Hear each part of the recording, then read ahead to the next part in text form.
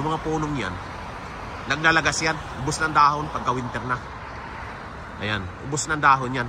Pero pag matag-init na, pag mag-summer na yan, mga tagsibol na yan mga kaibigan. Nagdadahon na yan. Buhay po yan mga kaibigan. Yan.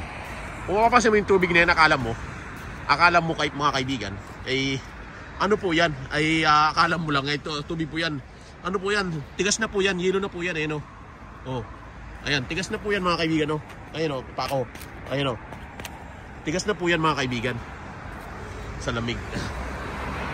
Kaya kung mapapansin ninyo, yung hamog dito sa bansang Lithuania ngayong umaga o ngayong buwan ay nagiging yelo na sa sobrang lamig.